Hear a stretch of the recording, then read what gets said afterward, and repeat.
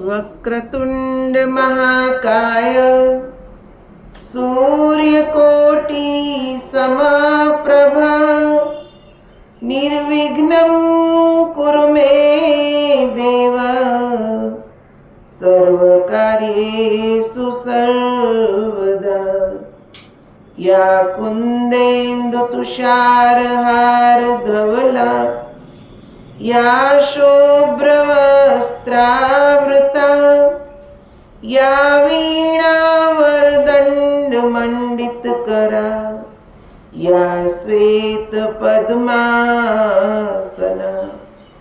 या ब्रह्माच्युत शङ्कर प्रभूर्तिभिः देवैर्सदा वन्दिता सा मां पातु सरस्वती भगवती निशेषजाड्यापहा।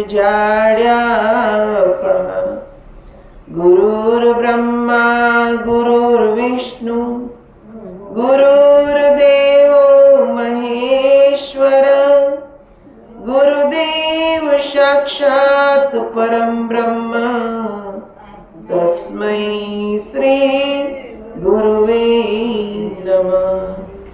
नमस्तुते व्यास विशाल बुद्धे फुलारविन्दाय तपत्र नेत्रं येन त्वया भारत तेलपूर्णः प्रज्वलितो ज्ञानमय प्रदीपः। नमो देव्यै महादेव्यै शिवाय सततं नमः। नमः प्रकृते भद्राय नियता प्रणता स्मृत्राम। आइए हनुमंत बिराजिए कथा कहूँ मति अनुसार प्रेम सहित गादी धरो पधारिए पवन कुमार। सियावर रामचंद्र की जय रघुवीर रामचंद्र की जय पवन सुत हनुमान की जय उमापति महादेव की जय बोलो सद्गुरु देव की जय बोलो रे भाई सब संतन की जय। मंगल मूर्ति मारुति नंदन मंगल मूर्ति मारुति नंदन सकल अमंगल मूल निकंदन सकल मंगल नन मंगल मूर्ति मारुति नंदन मंगल मूर्ति मारुति नंदन पवन तनय संतन हितकारी पवन तनय संतनकारी हृदय विराजत अवध बिहारी हृदय विराज अवध बिहारी मंगल मूर्ति मारुति नंदन मंगल मूर्ति मारुति नंदन।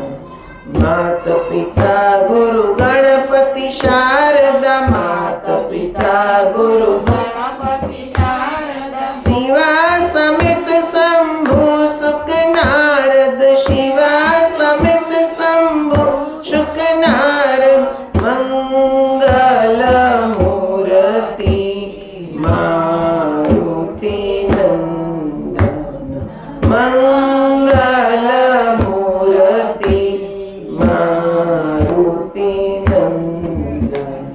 जय जय जय हनुमान गोसाई जय जय कृपा करो गुरुदेव की नाई कृपा करो गुरुदेव की नाई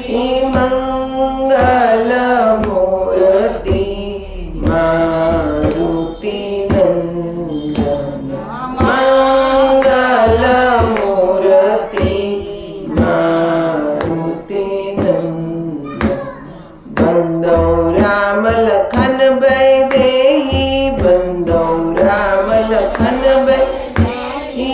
यह तुलसी के परम स्नेही, यह तुलसी परम स्नेही। मंगल मूर्ति मारुति नंदन, मंगल मूर्ति मारुति नंदन, मंगल मूर्ति मारुति।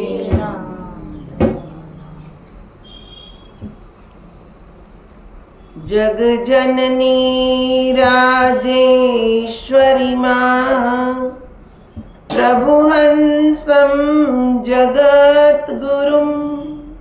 पाद पद्मे तयो श्रित्वा प्रणमामि मुहुर्मुहुः। या देवी सर्वभूतेषु प्रकाशरूपेण संस्थिता, नमस्तस्यै नमस्तस्यै नमस्तस्यै नमो नमः, नमस्तस्यै नमो नमः, नमस्तस्यै नमो नमः। मंगलम भगवान विष्णु, मंगलम गरुड़ध्वज, मंगलम पुंडरीकाक्ष, मंगलायतनो हरि। सर्वमंगल मांगल्ये शिवे सर्वार्थ साधिके, शरण्ये त्र्यंबके गौरी नारायणी नमस्तुते, नारायणी नमस्तुते, नारायणी नमस्तुते।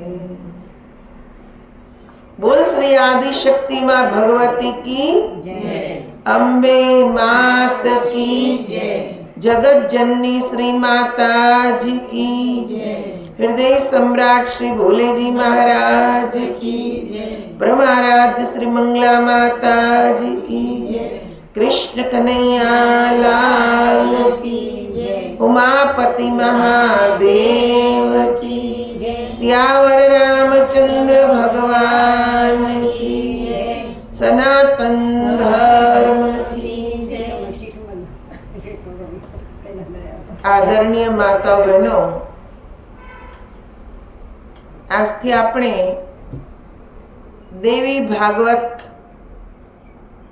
કથાનું શ્રવણ કરીશું।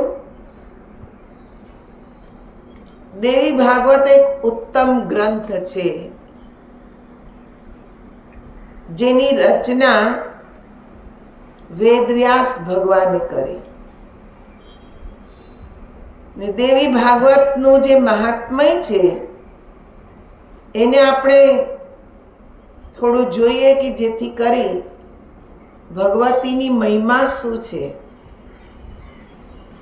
કેવી રીતે ભગવતીએ ભક્તોનું રક્ષણ કર્યું, સંસારની રચના કરી, એ બધું જ આપણને કે છે આના દ્વારા જાણવા મળશે।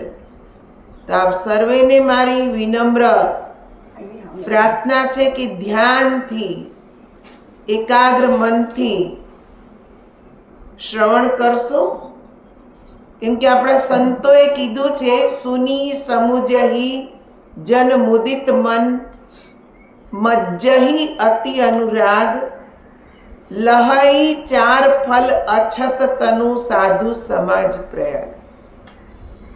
કથાનું શ્રવણ કેવી રીતે કરવું એના વિશે સમજાયું છે કે જે સાંભળો પણ કેવી રીતે ધ્યાનથી, એકાગ્ર મનથી। શરીર અહીંયા છે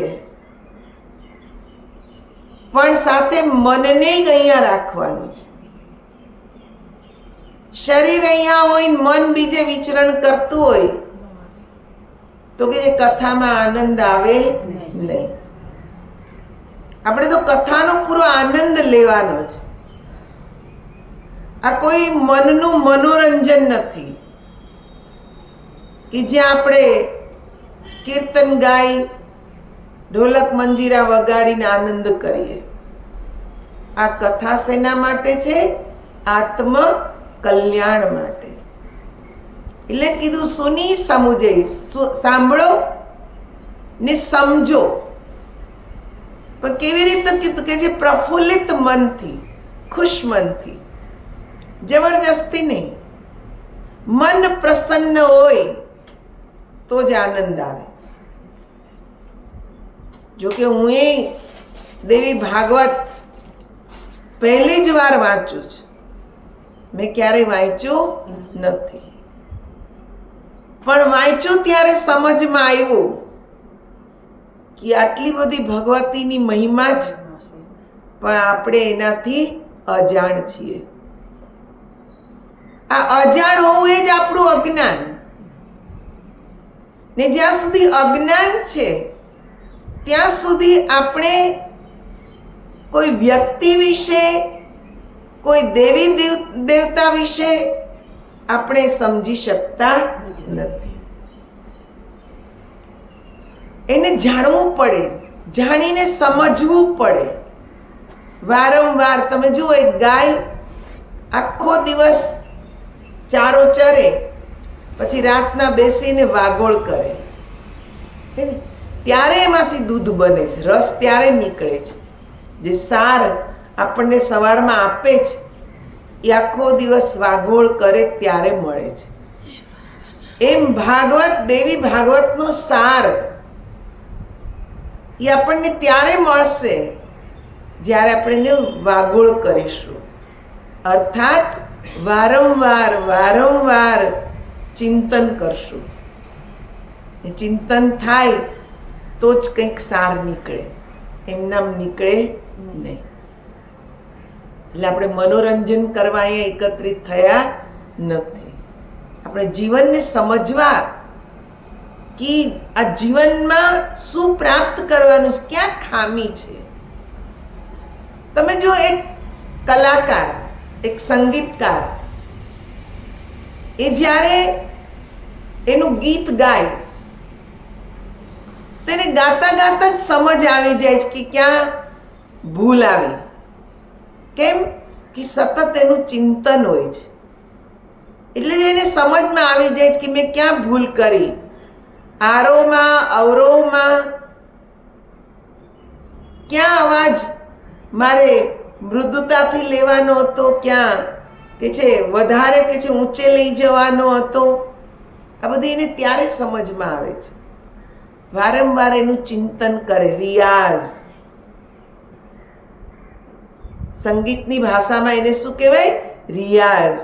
કે વારંવાર વારંવાર દોહરાવ્યા રાખે, ત્યારે એકદમ સારું એ પરફોર્મન્સ આપી શકે છે. એવી જ રીતે આપણે કોઈ ગ્રંથનું વાંચન કરીએ છીએ, સાંભળીએ છીએ, એનું વારંવાર વારંવાર અંદર ચિંતન થયા રાખે, ત્યારે આપણને ગ્રંથથી પ્રેમ થાય. એ ગ્રંથના જે દેવતા છે એનાથી પ્રેમ થાય. ગ્રંથોને એમના પૂજ્ય નથી માન્યા, પણ એમાં કોઈ ને કોઈ મહાન શક્તિની મહિમા ગાયેલી છે. તો દેવી ભાગવતમાં દેવીની મહિમા બતાવે છે. ઋષિઓ ને સૂતજીનો અહીંયા સંવાદ બતાવ્યો છે. એ આપણે પહેલા દેવી ભાગવતના મહાત્મ્યમાં સાંભળીશું, ને ત્યારબાદ દેવીની જે મહિમા છે 5મા સ્કંદથી, એ દેવીની મહિમાનું આપણે શ્રવણ કરીશું. સૃષ્ટિકાળમાં જે સર્ગ શક્તિ, સ્થિતિકાળમાં પાલન શક્તિ અને સંહાર કાળમાં રુદ્ર શક્તિના રૂપમાં રહે છે, ચરાચર જગત જેના મનોરંજનની સામગ્રી છે, પરા પશ્ચંતી મધ્યમાં અને વૈખરી વાણીના જે રૂપમાં બિરાજે છે, તથા બ્રહ્મા વિષ્ણુ અને મહેશ જેની આરાધના કરે છે, તે ભગવતી આદિ શક્તિ અમારી વાણીને સુશોભિત કરો. શું બતાવ્યું શક્તિને? કે જે સર્જન કરે છે, પાલન કરે છે ને સંહાર કરે છે. આખા આ જગતને જે મનોરંજન આપે છે, ચિત્તનું મનોરંજન. તમે વિચાર કરો, આપણામાં શક્તિ જ ના હોય તો આ દુનિયાનું મનોરંજન આપણે માણી શકીએ? ભોજનનો સ્વાદ લઈ શકીએ? આ આંખોથી જોવાનો આનંદ લઈ શકીએ? સાંભળવાનો આનંદ લઈ શકાય નહીં, કેમ કે શક્તિ છે. એટલે બધામાં જે શક્તિ છુપાયેલી, અહીંયાથી શરૂઆત થઈ. માના ગર્ભમાં જ્યારે એક બાળકનું પોષણ થાય છે, એમાં શક્તિ છે તો પોષણ થાય છે, નહીં તો પોષણ થતું નથી. તો ત્યાં શક્તિ જ છે ને. જન્મમાં શક્તિ, પાલનમાં શક્તિ ને સંહારમાં પણ શક્તિ. જ્યારે સંહાર આપણો થાય, દેહ છોડવાનો થાય, ત્યારે શું જાય? શક્તિ જ જાય છે. શક્તિ ગઈ એટલે સંહાર આપણો નાશ. શું કે છે? પરા પશ્યંતી મધ્યમાને વૈખરી. આ ચાર વાણી. પરાવાણી નાભી કમળમાંથી ઉઠે, પશ્યંતી હૃદયમાંથી ઉઠે. જે શબ્દ હૃદયમાંથી ઉઠે ને પશ્યંતી વાણી કહેવાય. જે શબ્દ કંઠમાંથી ઉઠે એને મધ્યમાં કહેવાય, ને જે શબ્દ મુખથી બોલાય એને વૈખરી કહેવાય. તમે જો આપણે ઓમનું ઉચ્ચારણ કરીએ છીએ, ઓમ, એમાં 3 અક્ષર આવે, અ, ઉ, મ. અ જ્યારે તમે બોલો અ, તમને ક્યાં વજન પડે? હૃદયમાં. અ. પછી ઉ, કંઠમાંથી આવે. મ, બે ઓઠ જોડાય એટલે મ. તો ઓમ જે અક્ષર લખાય છે એ કઈ વાણીમાં છે? પશ્યંતી, મધ્યમાં ને વૈખરી. પણ એવી કઈ વાણી છે કે જે નાભીથી ઉઠે છે? હે ને? એક શક્તિ ત્યાંય છુપાયેલી છે જે નાભીથી ઉઠે છે. આ છે શક્તિનો બીજ મંત્ર, જે નાભીથી ઉઠે છે. પણ એ ગુરુ વિના આપણને મળતો નથી. એટલે ઓમને શું કીધું? ઓમકાર. ઓમને ઉત્પન્ન કરનાર એક શક્તિ કે જે નાભીમાં છે. જ્યારે ગુરુ આપણને મંત્ર, બીજ મંત્ર આપે ત્યારે ઓમકાર સહેલાઈથી બોલાય ને એનું ફળ પણ આપણને મળે. તો શક્તિ ક્યાં છે? નાભીમાં. પછી શું કીધું? બ્રહ્મા, વિષ્ણુ ને મહેશ ત્રણેય એની આરાધના કરે છે. હવે વિચાર કરો, આપણે એની કરીએ છીએ પણ એ કોકની કરે છે, હે ને? એને આપણે જાણતા નથી.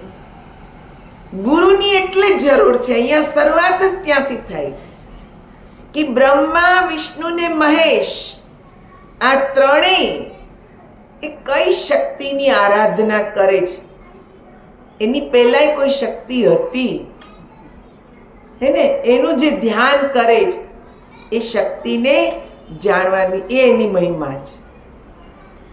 એટલે કીધું એ આદિ શક્તિ. એટલે શરૂઆતમાં જ્યારે કોઈ નહોતું, તમે, હું, આ સંસાર,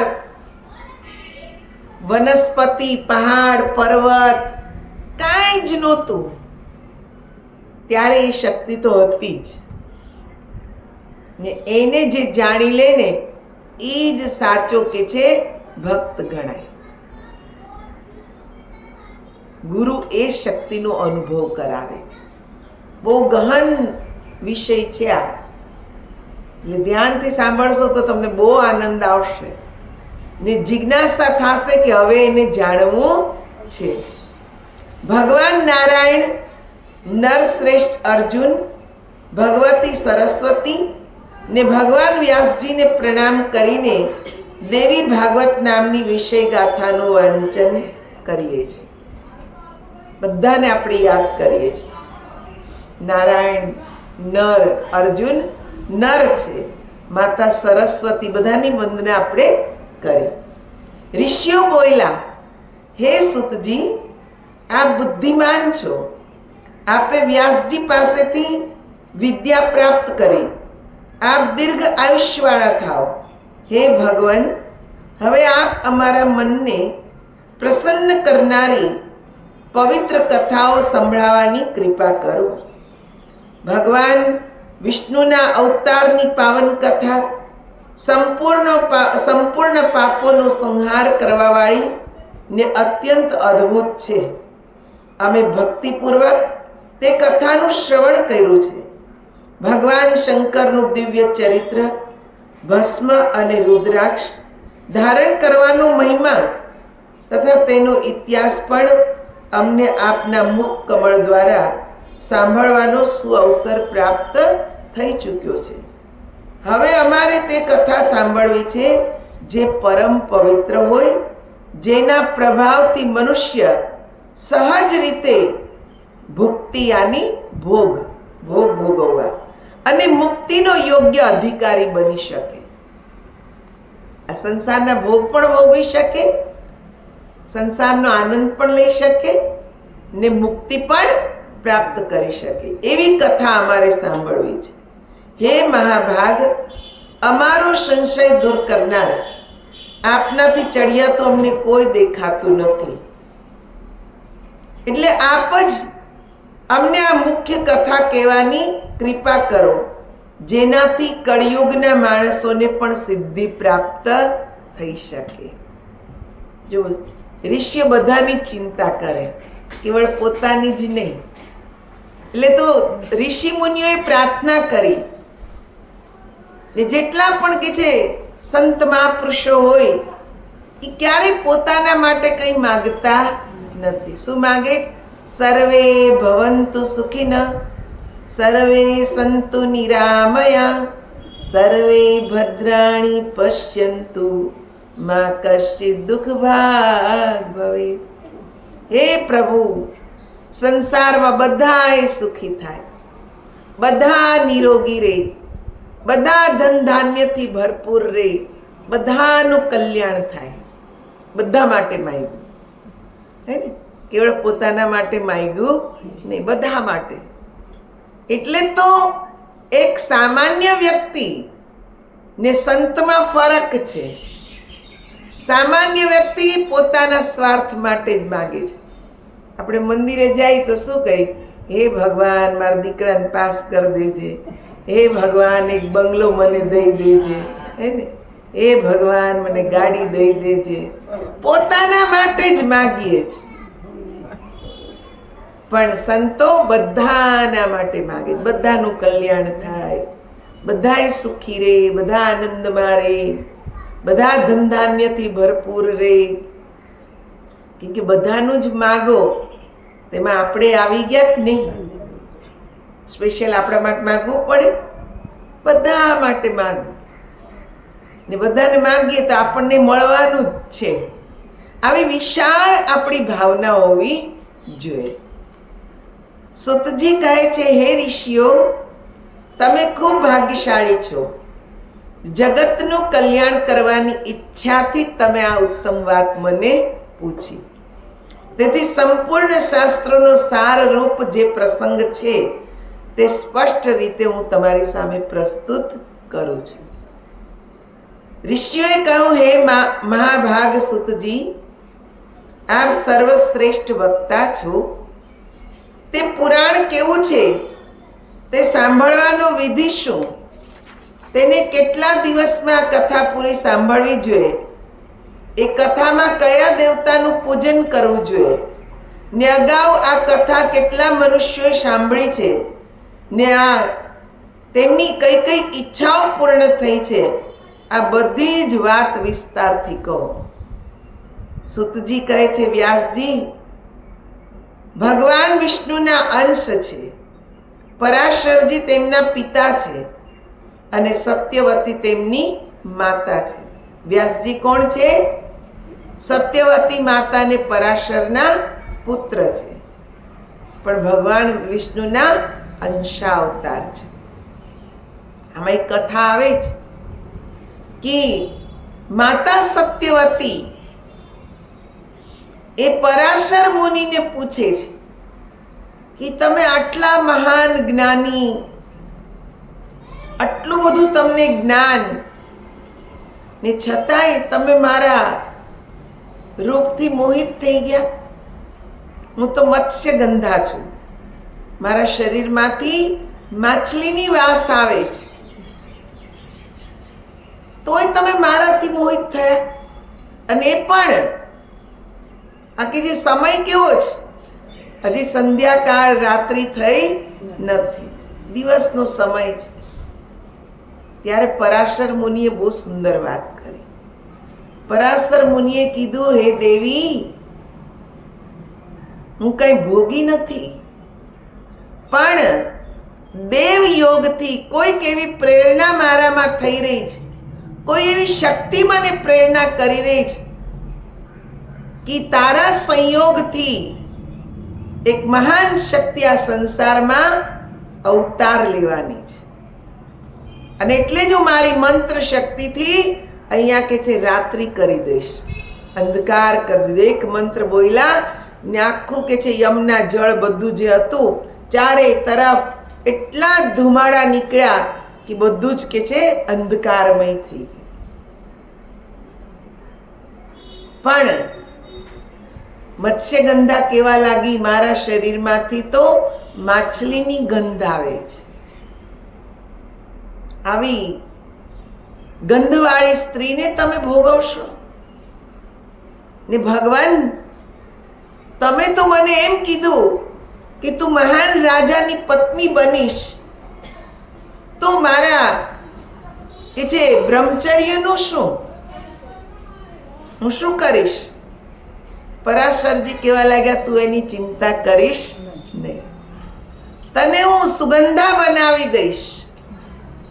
એક મંત્રનું સ્મરણ કર્યું ને મત્સ્યગંધાની ગંધને બદલી નાખી, એને સુગંધા કરી દીધી. એટલી સુંદર સુવાસ એના શરીરમાંથી આવવા લાગી કે એવી કોઈ પણ ફૂલોમાં આવતી નથી.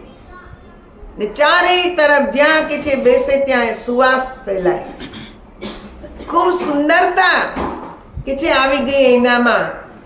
ને પરાશરજીએ વચન આપ્યું કે તારું બ્રહ્મચર્ય ક્યારેય કે છે ખંડિત થશે નહીં. મારે તો મંત્ર શક્તિથી જ તારામાં કે છે એ ભગવાનની જે શક્તિ, જે અંશાવતાર પ્રગટ થવાનો જ એ શક્તિ તારામાં મૂકવાની છે. મારે તને સ્પર્શ કરવાનો નથી. ને મંત્ર શક્તિ દ્વારા જ જે અંદર પ્રેરણા થઈ ભગવાન શ્રી હરિની, એના દ્વારા કે છે સત્યવતી માતામાં શક્તિ મૂકી દીધી ને વેદવ્યાસ ભગવાનનો જન્મ થયો. તો વિચાર કરો કે આવા વેદવ્યાસ ભગવાન એ કોઈ ગ્રંથની રચના કરે, એક સાધારણ ગ્રંથ હોય નહીં. વ્યાસજીએ વેદોનું 4 ભાગમાં વિભાજન કરીને તેમના શિષ્યોને ભણાવ્યા, પરંતુ જેમનામાં સંસ્કાર નથી, નીચ કુળમાં જન્મ્યા છે, વેદ ભણવા માટે અધિકારી નથી અને સ્ત્રીઓ તથા મૂર્ખ જનોને ધર્મનું જ્ઞાન કઈ રીતે થાય એ ચિંતા વ્યાસજીના મનમાં ઊભી થઈ. ત્યારે સ્વયં મનમાં વિચાર કરીને તેમણે ઉપર જણાવ્યા પ્રમાણે તે બધા વેદ જ્ઞાન માટે, જીવોને ધર્મનું જ્ઞાન થાય એના માટે પુરાણ સંહિતાનું સંપાદન કર્યું. વેદ વાંચી ન શકે, વાંચો કોઈ અપરાધ નથી, પણ વેદની ભાષા એટલી કઠિન છે કે બધા એને સમજી શકતા નથી. સંસ્કૃત છે ને એમાંય કે છે દેવ ભાષા છે, દેવો દ્વારા ઉચ્ચારણ કરેલું સંસ્કૃત એટલું સ્પષ્ટ છે કે સામાન્ય જીવ એને સમજી શકે નહીં. ને જો એક શબ્દનું જરાક ઉચ્ચારણ કે છે ગલત થાય તેનો આખો અર્થ બદલાઈ જાય. એટલે વેદ વાંચવાનો અધિકાર નથી. બાકી આવડતું હોય તો વાંચવામાં કંઈ કે છે આપણને આભડછેટ લાગવાનો નથી કે કોઈ પાપ લાગવાનું નથી. પણ એટલે જ પુરાણોની રચના કરી વેદવ્યાસ ભગવાને કે બધા જ વાંચી શકે. સરળ કરી નાખ્યું, બધાને સમજાય એવી સરળ ભાષામાં સરળ શબ્દોમાં પુરાણોની રચના કરી. અલગ અલગ કે છે દેવી દેવતાઓનું મહાત્મય બતાવ્યું કે દરેક જીવ એને સમજી શકે. 18 પુરાણોની રચના કરીને તેમણે સૂતજી કહે છે મને ભણાવ્યો. મહાભારતની કથા પણ સંભળાવી. તે સમયે તેમણે ભુક્તિ અને મુક્તિ આપનાર દેવી ભાગવત નામના પુરાણની પણ રચના કરી. વ્યાસજી પોતે તેના વક્તા બન્યા ને જન્મેજય રાજાને શ્રોતા થવાનો સુઅવસર આપ્યો. પૂર્વકાળની વાત છે. જન્મેજયના પિતા રાજા પરીક્ષિત હતા. તેમને તક્ષક નાગ કરડ્યો હતો. તેમની દુર્ગતિ નિવારવા માટે જન્મેજય રાજાએ દેવી ભાગવત સાંભળ્યું. ભગવાન વેદ વ્યાસજીના મુખાર બિંદથી 9 દિવસમાં દેવી ભાગવતના શ્રવણનો વિધિ પૂર્ણ થયો. જન્મેજય રાજા ત્રિલોકની માતા ભગવતી આદ્ય શક્તિનું વિધિપૂર્વક પૂજન કરતા હતા. 9વામ યજ્ઞ પૂર્ણ થયો તે ક્ષણે પરીક્ષિત મહારાજને ભગવતી દેવીનું પરમધામ પ્રાપ્ત થયું. તેઓ દિવ્ય રૂપ ધારણ કરીને પરમધામ સીધાવ્યા. પિતાજીને પરમધામ પ્રાપ્ત થયું તે જોઈને જન્મેજય રાજાને અત્યંત હર્ષ થયો. તેમણે ખૂબ જ આદર સત્કારથી ભગવાન વેદ વ્યાસજીનું પૂજન કર્યું. દેવી ભાગવત કોને સંભળાવ્યું? જન્મેજય રાજાને. શા માટે? પરીક્ષિતના મોક્ષ માટે, કે પરીક્ષિતનો મોક્ષ થઈ જાય. ભૂલ તો બધા જ કરે છે. એ કથા આમાં આવે છે કે શા માટે પરીક્ષિતને શ્રાપ મળ્યો તક્ષક નાગ કરડવાનો. બહુ વિસ્તારથી આમાં કથા છે, એટલે હું તમને સંક્ષેપમાં કહું. કેમ કે અહીંયા પૂછે જ છે કે શા માટે પરીક્ષિતને આ શ્રાપ મળ્યો. રાજા પરીક્ષિત શિકાર ખેલવા ગયા. શિકાર તો ન મળ્યો, પણ તરસ એટલી બધી લાગી કે એમણે એક ઋષિને જોયા, એનો આશ્રમ જોયો. ત્યાં ગયા, પાણી માંગ્યું, પણ ઋષિ ધ્યાનમાં મસ્ત હતા. એટલે પરીક્ષિતે કીધું પાણી આપો. 1 વાર કીધું, 2 વાર કીધું, 3 વાર કીધું, પણ ઋષિ ધ્યાનમાંથી કે છે જાગૃત થયા નહીં. કેમ કે એને પરમ સમાધિ લાગી ગયેલી. એટલે રાજાને તરસથી વ્યાકુળ હતા, એટલે ક્રોધ આવ્યો ને બહાર એક મરેલો સર્પ પડેલો ઉપાડીને પરીક્ષિતના ઋષિના ગળામાં પહેરાવી દીધો.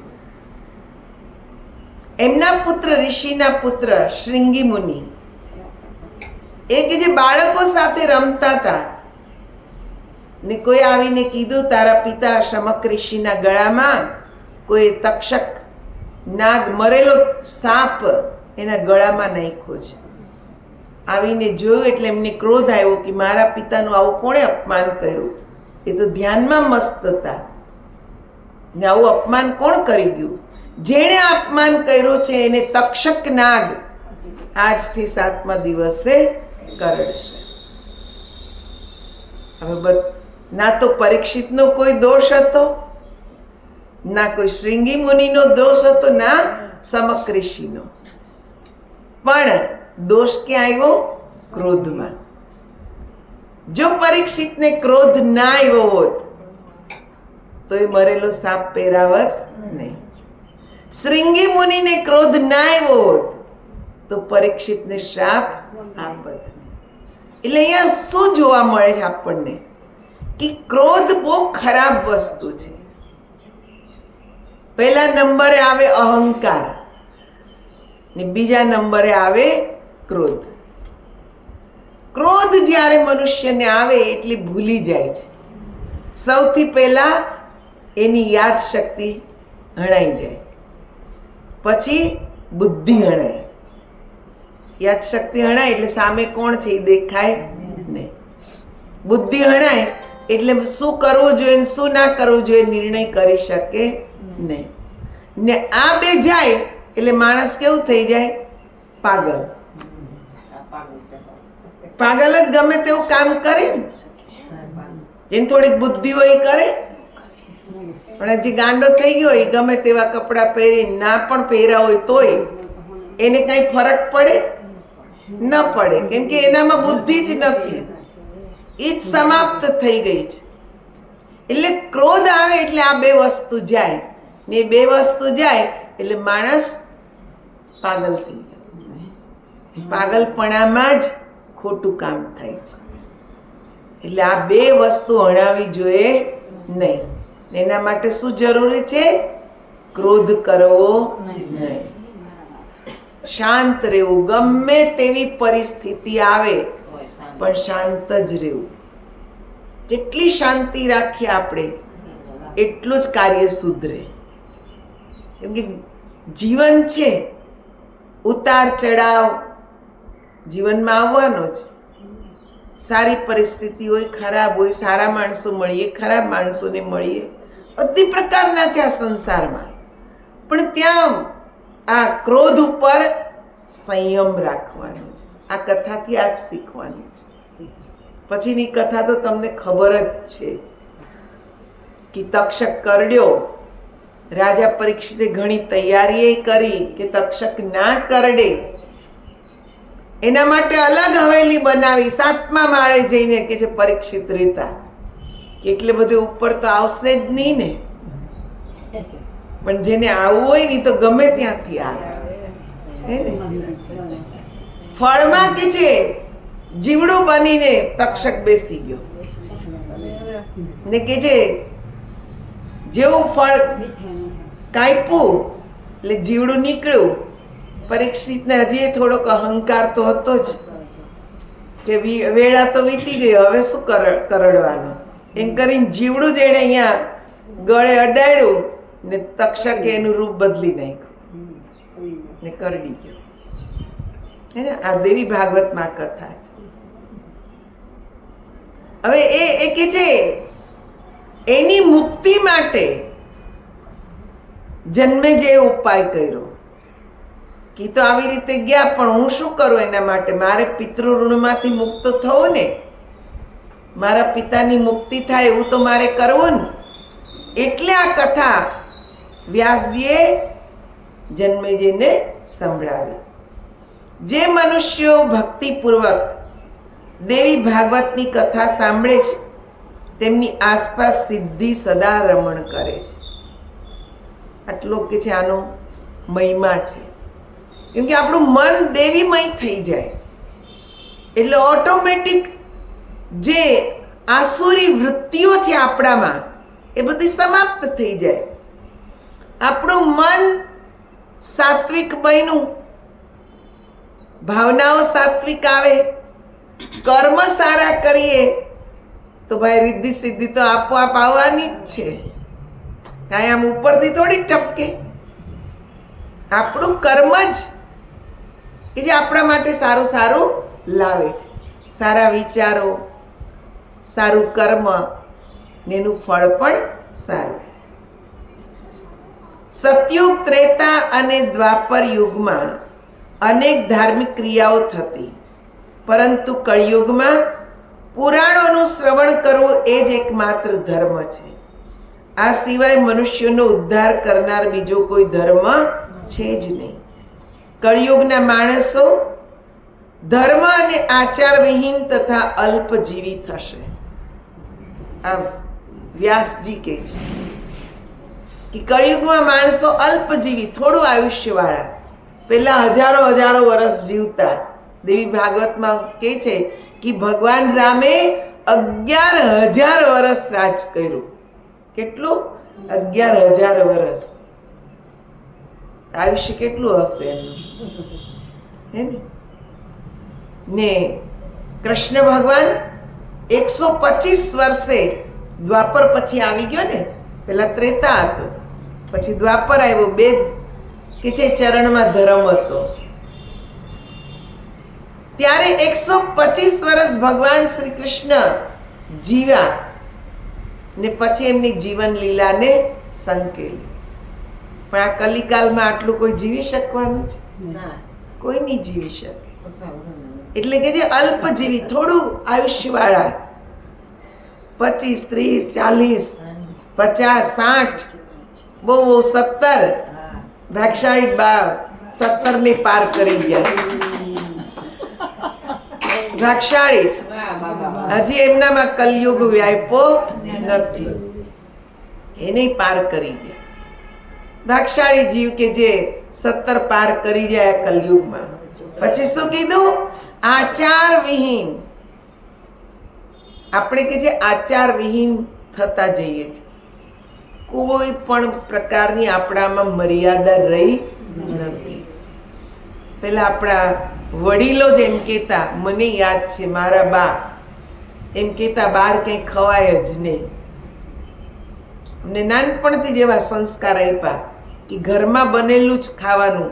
હાલાકી કંઈ વિદ્વાન નહોતા, નતું કે છે એમને અક્ષર જ્ઞાન, પણ અંદરની સૂઝબૂઝ હતી. આત્મજ્ઞાની જીવ હતો એટલે એને અંદરની એ સૂઝબૂઝ હતી.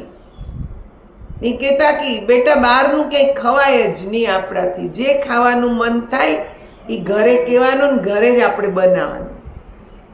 ત્યારે મેં પૂછેલું કેમ? તો કે ઘરમાં આપણે ભગવાનનું નામ લેતા લેતા સાત્વિક ભાવથી બનાવીએ એટલે આપણા વિચારો સાત્વિક બને.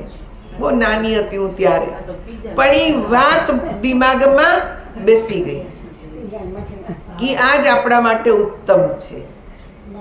અત્યારે કોઈને ઘરનું ખાવાનું જ ભાવતું નથી. અત્યારે બહારનું જ ગમે છે.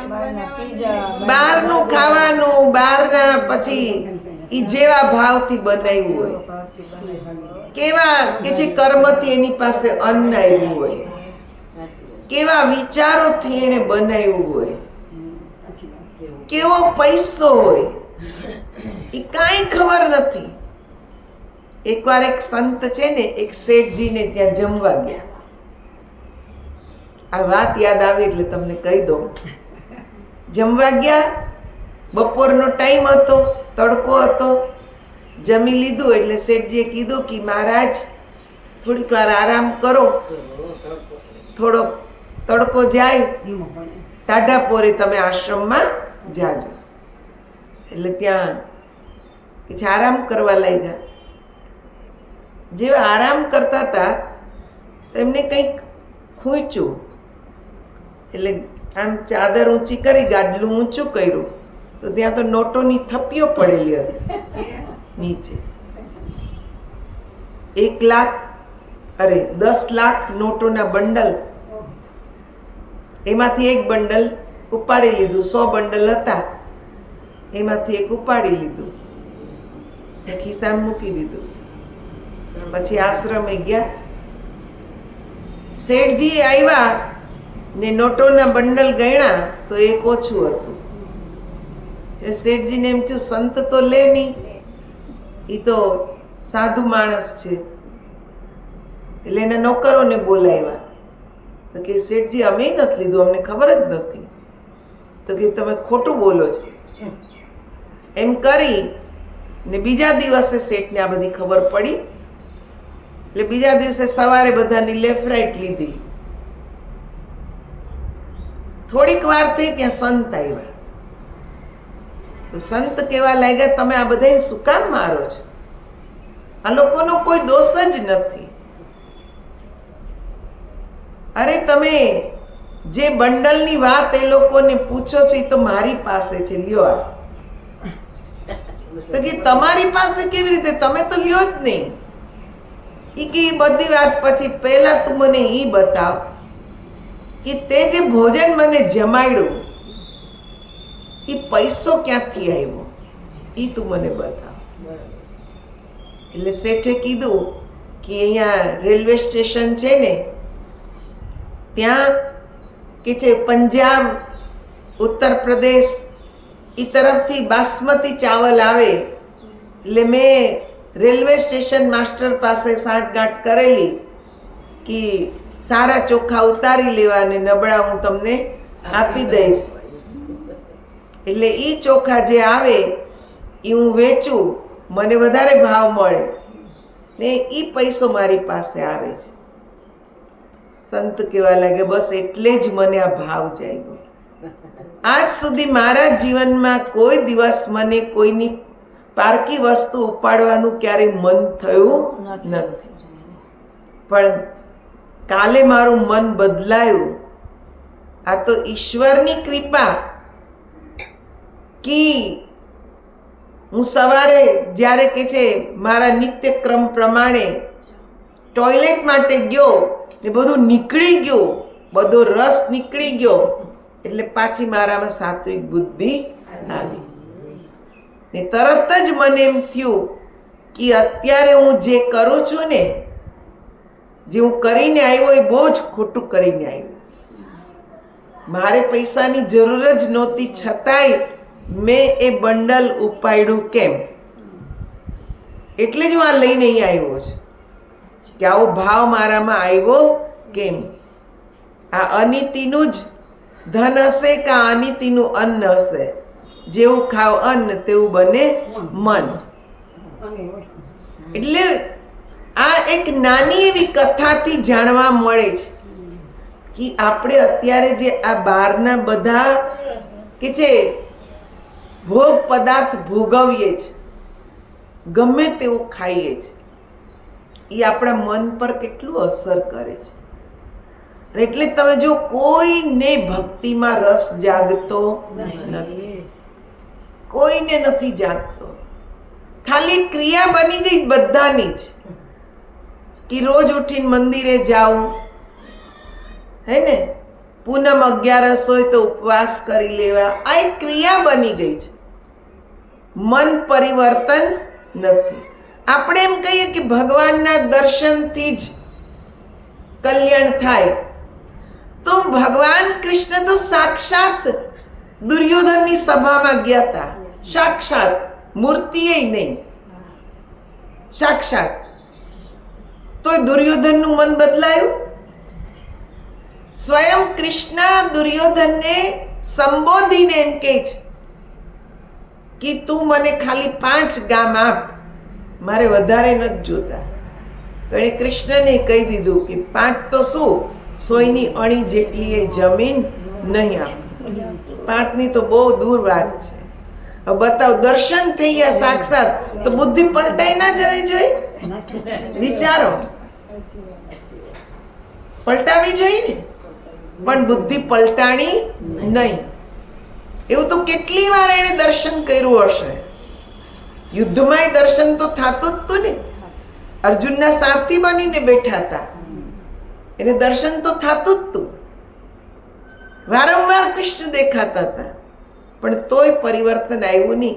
ખાલી દુર્યોધન જ નહીં, કર્ણ, 100 કૌરવ, દાદા ભીષ્મ, ગુરુ દ્રોણાચાર્ય, કૃપાચાર્ય, આ બધા જ હતા ત્યાં, બધાય દર્શન કરતા હતા. પણ પરિવર્તન આવ્યું. પરિવર્તન કોનામાં આવ્યું? અર્જુનમાં. કેમ? એને ખાલી દર્શન જ નથી કર્યું. કૃષ્ણે ચોખ્ખા શબ્દોમાં એને કીધું, આ તું મને જે જુએ જ ને, આ તો પંચભૌતિક શરીર છે, તારું જેવું એવું મારું, આમાં કઈ ફરક પડવાનો નથી.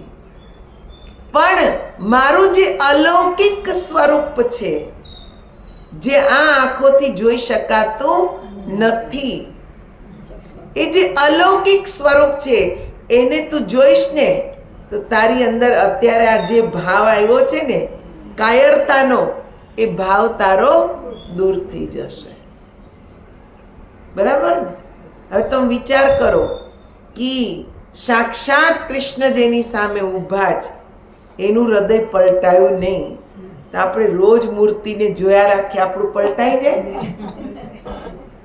જરૂર શેની છે? પરમાત્માના વાસ્તવિક સ્વરૂપને જાણવાની. ઈ સ્વરૂપ વાસ્તવિક જે અલૌકિક સ્વરૂપ છે ઈ જો ઓળખાઈ જાય ને મન એમાં લાગી જાય તો પરિવર્તન આવે, નહીં તો આવે નહીં. નહીં તો રોજ તમે પેલા નાની દીકરી એને ઢીંગલા ઢીંગલી આપી દો, રોજ એની હારે રમે ને ઢીંગલા ઢીંગલી સાથે, એને ખવડાવે પીવડાવે નવડાવે લગ્ન કરાવે બધું જ કરે, પણ બધું વાસ્તવિક છે? હે, વ્રત પૂજા પાઠ, મીરા એમ કે હું નથી કહેતી, मीरा के व्रत पूजा पाठ ये सब गुड़ियों जैसा खेल, ये कि आ तो બધો ઢીંગલા ઢીંગલી નો ખેલ છે, આ કઈ સાચો ખેલ નથી. સાચો ખેલ તો અંદર ખેલવાનો છે. આ મન જે આપણી અંદર અનેક પ્રકારના ભાવ પ્રગટ કરે છે, અહંકારનો, ક્રોધનો, આસક્તિનો, મોહનો, લોભનો, આ જે ભાવ મન પ્રગટ કરે એ મનને જ નાથવાનું છે, એને જ પકડવાનું છે. જો એ મન પકડાઈ જાય તો આપણું પરિવર્તન થાય, નહીં તો થાય નહીં. બસ એના માટે જ ગુરુ પાસે જવાનું છે, એને પકડવા જ, કે કેમ પકડવું એની રીત શીખવા જ. એટલે અહીંયા ભગવાન બતાવે છે કે કલયુગના જે અલ્પજીવી જીવો છે એમના કલ્યાણ માટે ભગવાન વેદ વ્યાસે પુરાણ નામે ઓળખાતા અમૃત રસથી ભરેલા ગ્રંથની રચના કરી. આ દેવી ભાગવતનું શ્રવણ કરવા માટે કોઈ ચોક્કસ મહિનો કે દિવસ હોવો જોઈએ નહીં, એવો કોઈ નિયમ નથી. હંમેશા તેનું શ્રવણ કરી શકાય. તેમ છતાંય આસો માસ, ચૈત્ર, વૈશાખ અને જેઠ નવરાત્રિના દિવસોમાં આ પુરાણનું શ્રવણ કરવાથી વિશેષ ફળ મળે છે. નવરાત્રિના પર્વમાં આનું અનુષ્ઠાન કરનારને બધા પુણ્ય કર્મો કરતાં વિશેષ ફળ પ્રાપ્ત થાય છે. તેથી આ અનુષ્ઠાનને નવાન યજ્ઞ કહેવામાં આવે છે. 9 દિવસ આપણે જે ધ્યાનથી કથા શ્રવણ કરીએ ને એ આપણો નવાન યજ્ઞ છે. આમાં કે છે જવ તલની આહુતિ આપવાની નથી, એને સ્વાહા સ્વાહા કરવાના નથી. ભગવતીનું એક નામ સ્વાહા પણ છે, પણ આહુતિ શેની આપવાની છે? આપણા દુર્ગુણોની. એને સ્વાહા કરવાના છે, એના માટેનો આ યજ્ઞ છે. એટલે જ મેં તમને પહેલા કીધું આ મનોરંજન નથી. અહીંયા તો આપણું કલ્યાણ કરવાનું છે. આપણી અંદર જે દુર્ગુણો છે એ દુર્ગુણોની આહુતિ આપવાની છે. જે લોકો હલકા વિચારના, પાપી, મૂર્ખ, મિત્રદ્રોહી, વેદની નિંદા કરવાવાળા, હિંસામાં રુચિ ધરાવનારા નાસ્તિક છે તેમનો પણ કલયુગમાં આ નવાન યજ્ઞથી ઉદ્ધાર થઈ જાય છે. ગમે તેવો વ્યક્તિ હોય પણ જો ધ્યાનથી 9 દિવસ દેવી ભાગવતનું શ્રવણ કરે ને એનું જીવનમાં પાલન કરે, એને ઉતારે તો કે છે એનો ઉદ્ધાર થઈ જાય. કઠોર તપ, વ્રત, તીર્થયાત્રા, દાન, નિયમ, હવન અને યજ્ઞ વગેરે કરવાથી પણ મનુષ્યને જે ફળ દુર્લભ છે તે પણ નવાન યજ્ઞ દ્વારા સુલભ બની જાય છે. આટલું બધું માણસ કરે, તીર્થમાં જાય, હવન કરે, જપ કરે, નિયમથી પાઠ કરે ને આ બધું કરવાથી જે ફળ ન મળે એ ફળ 9 દિવસ દેવી ભાગવત જો સાંભળી લે ને એનું મંથન કરે, એ પ્રમાણે એ દેવીને ઓળખી લે, હૃદયમાં એને જાણી લે તો કે છે એના માટે બધા જ પાપોથી મુક્તિ છે. બધા પાપ સમાપ્ત થઈ જાય, આપણું જીવન જ એક નિર્મળ બની જાય. ધર્મ, અર્થ, કામ અને મોક્ષની પ્રાપ્તિ થાય છે.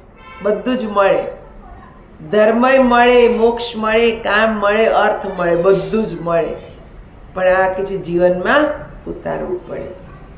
સૂર્ય કન્યા રાશિમાં હોય ત્યારે આસો મહિનાના શુક્લ પક્ષની અષ્ટમી તિથિના દિવસે શ્રીમદ દેવી ભાગવત ગ્રંથનું સોનાના સિંહાસન પર પધરાવી ભક્તિપૂર્વક દેવીના ઉપાસક બ્રાહ્મણ સંતને જો દાન કરવામાં આવે ને તો આ દાન કરવાથી તે પુરુષ મહાશક્તિનો પ્રીતિ પાત્ર બની જાય છે, પરમ પદનો અધિકારી બની જાય છે. ખાલી એક આ ગ્રંથ તમે કોઈ કે છે અનુકૂળ વ્યક્તિને દાન કરો ને તોય ભગવતીના ભક્ત ગણાવ છો. એટલું એ કે છે આપણે કરવા તૈયાર હોતા નથી ને જોઈએ છે ઘણી બધી કૃપા, બંગલા, મોટર, ગાડી બધું જોઈએ છે, પણ ત્યાગવું કાંઈ નથી. કંઈક ત્યાગવાની જરૂર છે. જે મનુષ્ય દેવી ભાગવતના એક શ્લોક કે અર્ધા શ્લોકનો ભક્તિપૂર્વક રોજ પાઠ કરે તેના પર દેવી પ્રસન્ન થઈ જાય છે. રોગનો ઉપદ્રવ અને ભયંકર બીમારી તથા અનેક આપત્તિઓનું દેવી ભાગવત સાંભળવાથી શમન થાય છે. દેવી ભાગવત સાંભળીએ ને તોય કોઈ રોગ ન આવે. રોજ તમે અડધો શ્લોક વાંચો, અડધો કે છે પાઠ કરો તોય કોઈ રોગ આવે નહીં, પણ જીવનમાં ઉતારવું પડે તો જ આ ફળ મળે, નહીં તો મળતું નથી. દેવી ભાગવત સાંભળવાથી પાપોનું શમન થાય છે. પૂતના જેવી બાળઘાતક આસુરી શક્તિઓ તથા ભૂત પ્રેતાદિ દ્વારા ઉત્પન્ન ભય દેવી ભાગવતનું શ્રવણ કરવાથી પાસે ફરકી શકતા નથી.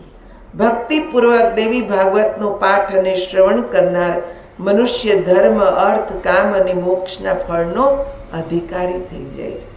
ભગવાન શ્રી કૃષ્ણ પ્રસન્નને શોધવા માટે ગયા. ઘણા દિવસ સુધી પાછા ન ફર્યા ત્યારે વાસુદેવજીએ દેવી ભાગવતનું શ્રવણ કર્યું. તેના પ્રભાવથી તેના પ્રિય પુત્ર શ્રી કૃષ્ણ તરત જ પાછા આવ્યા ને વાસુદેવજીને આનંદ થયો. જે માણસ દેવી ભાગવતની કથા ભક્તિ સાથે વાંચે કે સાંભળે છે તેને મુક્તિ અને ભુક્તિ સુલભ થઈ જાય છે.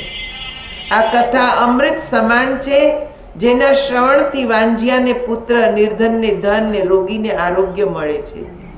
જે સ્ત્રી વંધ્યા, કાક વંધ્યા યાની એક સંતાન થયા પછી બીજું સંતાન ન થયું હોય તેવી સ્ત્રીને અથવા સ્ત્રીના સંતાનો બાળ મૃત્યુ પામતા હોય તેવી સ્ત્રી પણ દેવી ભાગવતની કથા સાંભળે તો તે દીર્ઘજીવી સંતાનોની માતા બને છે.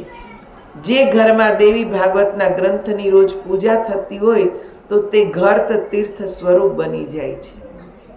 એટલે આને પૂજા જ કર્યા રાખવાની, ઘરમાં રાખીને રોજ અહીંયા ચાંદલા જ કર્યા રાખવાના તો એક દિવસ બધા પાનાય હળી જાય હે ને. ખાલી પૂજાનો મતલબ શું છે? આનું કે જે રોજ વધારે નહીં, એક જ પાનું, અડધું પાનું વાંચો, પણ વાંચીને એનું મનન કરો, એવું જીવન જીવો તો આપણને આનું ફળ મળે. આપણે પૂજાનો એવો જ અર્થ છે, મેં ઘણાના ઘરમાં જોયું છે, કેમ કે મારું જીવન જ ભક્તોના ઘરમાં વીત્યું છે. હું આશ્રમમાં બહુ ઓછી રહી છું, બધા ભક્તોના ઘરમાં જ રહી. એટલે જોઉં કોઈ ગીતાની પૂજા કરે, કોઈ ભાગવતની કરે, કોઈ દેવી ભાગવતની કરે, રોજ કંકુન ચોખાને બધું ચડાવે. મંદિરમાં રાખ્યું હોય રોજ ચડાવે એના ઉપરનું પોઠું હાવામાં આપણને અડવું હોય ને તેમ થાય કેમ અડશું એવું થઈ ગયું હોય. ત્યારું એને પૂછવાનું વાંચો જ ખરા? ના રોજ પૂજા કરી લઈ એટલે ફળ મળી જાય. એમ કઈ ફળ મળતું નથી. મેં કીધું ને સાક્ષાત ભગવાન સામે હતા, એને એ સ્વયં ઉપદેશ આપે છે તોય દુર્યોધનને એનો ઉપદેશ લાગ્યો નહીં. કેમ? કેમ કે એને આચરણમાં ઉતાર્યું જ નહીં. વાત એક કાને સાંભળીને બીજા કાનથી કાઢી જ નાખી, એટલે ન પરિવર્તન આવ્યું. ઘણા એમ કે ને કથાઓ સાંભળે તોય માણસમાં કાંઈ પરિવર્તન જ આવતું નથી, પણ એ સાંભળવા નથી જતા, ટાઈમ પસાર કરવા જાય હે ને. ત્યાં સારું સારું જમવાનું મળતું હોય, પ્રસાદ સારો મળતો હોય, બધાનો આ જ એક વધારે ઉદ્દેશ્ય આ જ હોય છે ને. કાં તો ત્યાં જાશું તો આપણા સગાવાલા કોઈ આવ્યા હશે તેને મળવાનું થશે હે ને. હવે તો નવા સરસ કે છે એસીના હોલ બનાવે, એટલે ગરમીના દિવસોમાં કથા ફાઈન એસીના હોલમાં બેસવા મળે. ઘરે એસી ચલાવવું નહીં, પંખા બળે નહીં, ખાવાનું ત્યાં મળે, પ્રસાદ મળે, ચા નાસ્તા મળે. 9 દિવસની કેવી નિરાશ થઈ જાય હે. પરિવર્તન એટલે નથી આવતું કેમ કે આપણે કઈ તપસ્યા કરતા નથી. થોડીક તપસ્યા હોવી જોઈએ. આમાં તપસ્યા હોય, ત્યાગ હોય તો જીવનમાં કંઈક પરિવર્તન આવે, નહીં તો આવે જ નહીં. એટલે આ કથા એમ કહે છે કે તમારે જો આનું ફળ મેળવવું હોય તો તમે કે છે એને જીવનમાં ઉતારો. ખાલી પૂજા જ નહીં, પૂજાનો અર્થ છે એને અંદર કે છે ઉતારી દો. જે માણસ 8મ નોમ અથવા 14ના દિવસે ભક્તિ સાથે આ કથા સાંભળે છે અથવા વાંચે છે તેને પરમ સિદ્ધિ પ્રાપ્ત થાય છે. તે પ્રકાંડ વિદ્વાન, ક્ષત્રિય હોય તો મહાન શૂરવીર, વૈશ્ય હોય તો અતિ ધનવાન અને ક્ષુદ્ર હોય તો તેના કુળમાં કે છે સર્વોત્તમ બની જાય છે. આટલું એનું ફળ છે. આ છે દેવી ભાગવતનું મહાત્મ્ય. હવે આમાં કથા આવે છે કે ભગવાન કૃષ્ણ કે છે પ્રસન્નને શોધવા ગયા. શું કામ? તો ઋષિઓએ આ પ્રશ્ન કર્યો છે કે એને શોધવા ગયા તો શું કામ ગયા, એની કથા આવે છે. તો સુતજી કહેવા લાગ્યા કે એકવાર કે છે એક રાજા, મહાબુદ્ધિમાન એવા એક રાજા, ભોજવંશી રાજા સત્રાજીત કે છે દ્વારિકામાં આવ્યા ને સત્રાજીત પાસે મણિ હતો. એ એવો મણિ હતો કે રોજ 1.25 મણ સોનું આપતો. જે કે છે માગો એની પાસેથી મળતું. આવો કે છે સ્યમંતક નામનો મણિ એમની પાસે હતો ને એ મણિ સત્રાજીતના નાના ભાઈ પ્રસન્નને ચોરી લીધો. એણે ચોરી લીધો અને ચોરીનો આરોપ ભગવાન કૃષ્ણ ઉપર આવ્યો કે ભગવાન કૃષ્ણને આની મહિમા જાણી એટલે લઈ લેવાનું મન થયું. ભગવાન કૃષ્ણ ઉપર ચોરીનો આરોપ ચડ્યો એટલે એણે કીધું કે હું એને ગોતીને લાવીશ. પ્રસન્ન આ મણિ લઈને જંગલમાં ગયો શિકાર રમવા, તો ત્યાં કે છે એક સિંહે એને ફાડી ખાધો. સિંહે ફાડી ખાધો ને મણિ કે જે સિંહે લઈ લીધો ને જ્યાં જામવંતની ગુફા હતી ત્યાં કે છે મણિને મૂકી દીધો. તો મણિ ત્યાં એકદમ પ્રકાશ આપે છે ને સિંહ ત્યાં બેઠો બેઠો એને જોયા રાખે. જામવંતજી એ જ્યારે આ મણિને જોયો એટલે સિંહને મારી ને કે છે જામવંતજીએ મણિ લઈ લીધો ને એના બાળકોને રમવા આપી દીધો. ભગવાન કૃષ્ણ આ મણિ ગોતતા ગોતતા ત્યાં પહોંચ્યા તો ત્યાં જોયું પ્રસન્નને સિંહે ફાડી ખાધો છે, એની લાશ ત્યાં પડેલી છે. સિંહ પણ મૃત્યુ પામેલો છે. ત્યારે જોયું અંદર ગુફામાં કોણ છે, અંદર જઈને જોયું તો ત્યાં જામવંતજી હતા ને મણિ સાથે એના બાળકો રમી રહ્યા હતા. જામવંતજીએ કીધું કે અહીંયા પધારવાનું કારણ, પહેલા તો ભગવાન એનું રૂપ જ છુપાયું. જામવંતજી કઈ ઓળખી શક્યા નહીં. તો કે હું આવ્યો છું અહીંયા મણિ લેવા માટે. તો કે એમનામ તો મણિ હું તમને આપું નહીં, આ તો મારા બાળકો રમે છે આનાથી. પહેલા તમારી ને મારી વચ્ચે યુદ્ધ થાય તો ભગવાન કૃષ્ણ કેવા લાગ્યા, યુદ્ધ કરતા પહેલા તું મને તો ઓળખી લે કે હું કોણ છું. હું દ્વારિકાનો રાજા શ્રી કૃષ્ણ છું ને મારી સાથે સેના જ પણ હું કે છે દ્વાર પર એને મૂકીને આવ્યો છું. તો કે તમે જે હોય તે મારી સાથે યુદ્ધ કરો. તો જામવંત ને ભગવાન કૃષ્ણ વચ્ચે યુદ્ધ થયું, પણ જામવંતજી હારવા લાગ્યા. ત્યારે એ ભક્ત તો હતા જ ભગવાનના. ભગવાને વિચાર્યું કે આને હારવા તો દેવાય જ નહીં. પોતાનું રૂપ પ્રગટ કર્યું, હાથમાં ધનુષ બાણ લઈ લીધા. એટલે જામવંતજી ઓળખી ગયા, હું આ તો મારા પ્રભુ શ્રી રામ. તરત જ શસ્ત્ર નીચે મૂકી ને સાષ્ટાંગ દંડવત પ્રણામ કર્યા ને ભગવાનને કીધું, લ્યો આ મળી. હું તો તમને આ સ્વરૂપે ઓળખી શક્યો નહોતો, પણ તમે મારા પર કૃપા કરી, તમે મને તમારું અસલી રામ સ્વરૂપ બતાવ્યું, હું તો અહોભાગી થઈ ગયો. આ મણીની સાથે મારી પુત્રી જામવંતીને પણ તમારી પત્ની બનાવીને લઈ જાઓ. તો ભગવાન કૃષ્ણ ને કે છે મણી તો મળ્યો જ, સાથે જામવંતી પણ મળી કે જેની સાથે કે છે લગ્ન કરાવ્યા જામવંતે. ને આ બધું જ લઈને ભગવાન દ્વારિકામાં આવ્યા. દ્વારિકા આવીને સત્રાજીતને કીધું, લ્યો આ તમારું મણી, આ તો તમારો જ ભાઈ પ્રસન્નને ચોરી ગયો તો. ને આ બધાએ જોયું જ કે એનું કે છે શવ ત્યાં પડેલું જ, જેને સિંહે ફાડી ખાધો. સિંહને મારી નાખ્યો જામવંતે. ને આ જામવંત પાસેથી હું આ મણી લઈને આવ્યો છું. પણ આખી કથાનો સાર શું બતાવ્યો કે વાસુદેવજીને એટલી ચિંતા થઈ કે મારો દીકરો જંગલમાં ગયો છે, તેને કોઈ હાનિ ન પહોંચે, એને મણી મળી જાય, એટલે એણે દેવીની ઉપાસના કરી.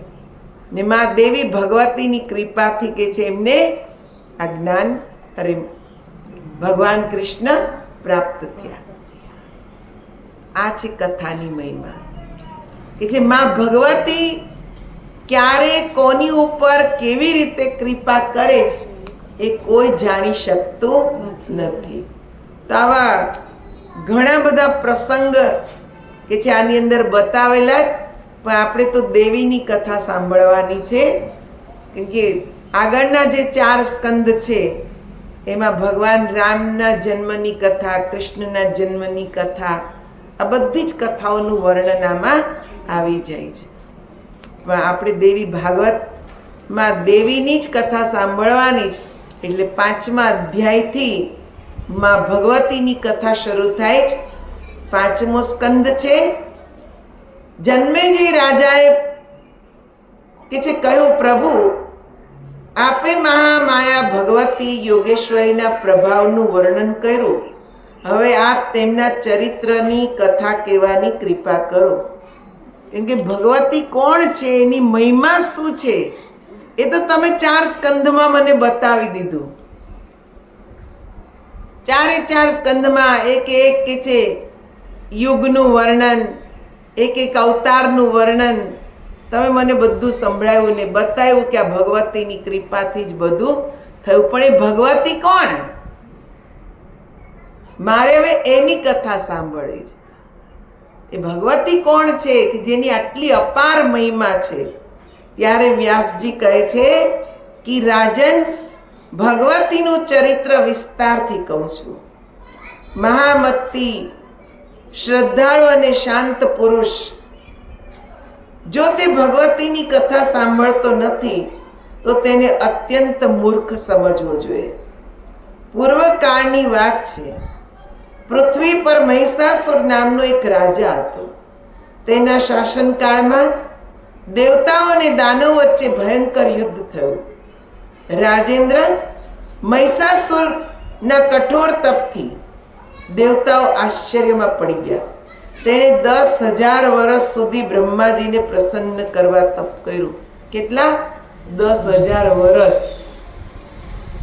આપણને તો 50 વર્ષ જીવતાય નાકે દમ આવી જાય ને એણે 10,000 વર્ષ સુધી તપ કર્યું. બ્રહ્માજી પ્રસન્ન થયા. બ્રહ્માજી હંસ પર બેસીને ત્યાં આવ્યા ને બોલ્યા, હે ધર્માત્મન, વરદાન માંગ. હું તારા મનોરથને પૂર્ણ કરવા ઉત્સાહી છું. મહિષાસુર બોલ્યો, દેવાધિદેવ મહાભાગ, બ્રહ્માજી, હું અમર થવાની ઈચ્છા રાખું છું. હે પિતામહ, મૃત્યુના ભયમાંથી મને નિર્ભય કરો. અસુરોને આ જ જોતું હોય, બધાને અમર જ થઈ જવું છે. પણ અમર થવું એ કંઈ સારું નથી. શરીરથી માણસ અમર થાય ને તો બહુ દુઃખી થાય.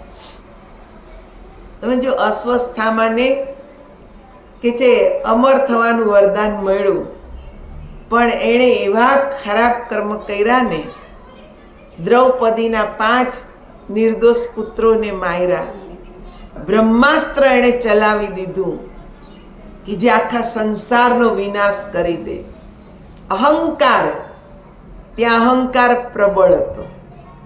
એને અહંકાર હતો કે હા, મારી પાસે બ્રહ્માસ્ત્ર છે, મારી પાસે એવા એવા અસ્ત્ર છે કે કોઈ મને હરાવી શકે નહીં. બ્રહ્માસ્ત્ર છોડતા આવડતું હતું, પણ પાછું વાળતા આવડતું નહોતું. અને એણે જે છોડ્યું ત્યારે આખો સંસાર કે છે હાહાકાર મચી ગયો. વ્યાસજી ત્યારે એમ કહે છે કે તું તારું બ્રહ્માસ્ત્ર પાછું ખેંચ, પણ અસ્વસ્થામાં કહે છે કે હું એને પાછું ખેંચી શકું એમ નથી, મને વિદ્યા જ નથી આવડતી. ભગવાન કૃષ્ણે કીધું, તને આવડતું જ નહોતું, તે છોડ્યું શું કામ? હવે તારે એનો બહુ મોટો દંડ ભોગવવો પડશે. એક તો તે નિર્દોષ દ્રૌપદીના 5 પુત્રોને માર્યા, કેટલાય નિર્દોષ જીવોને તે માર્યા. એના માટે એનાથી તને સંતોષ ના થયો તો કે છે ઉત્તરાના ગર્ભમાં રહેલા પુત્રને મારવા તે બ્રહ્માસ્ત્ર છોડ્યું. આનાથી કેટલાય જીવો મૃત્યુ પામશે, તને આનો ભારે દંડ મળશે. એ દંડ શું મળ્યો? એનો જે મસ્તકમાં મણી હતો ને, મણી છીનવી લીધો. ભીમને કીધું કે આ મણી તમે એના મસ્તકમાંથી કાઢી લ્યો. એ મણીમાં જ શક્તિ હતી કે જેનાથી અસ્વસ્થામાં જીવતો હતો. એનો મણી કાઢી લીધો એટલે એનું બધું આયુષ્ય કે છે બળ હતું સમાપ્ત થઈ ગયું. ને વરદાન તો મળેલું હતું એને ચિરંજીવીનું.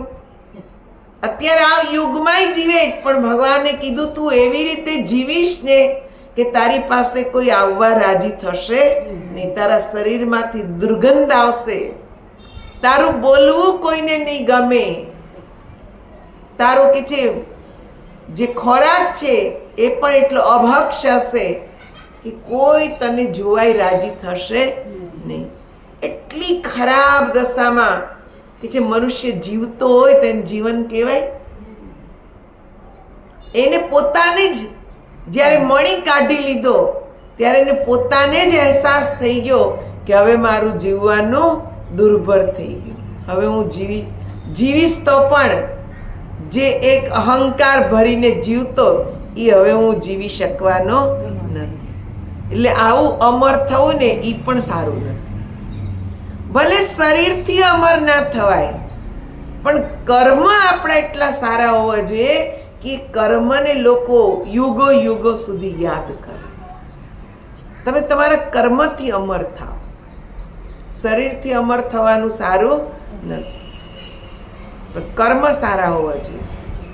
એ કર્મને જ તો લોકો યાદ કરે. આજ મીરાને કેમ યાદ કરે? મીરા શરીરથી હાજર છે નહીં, પણ તોય મીરાને યાદ કરે. કેમ કે એણે સત્કર્મ કર્યું. શું?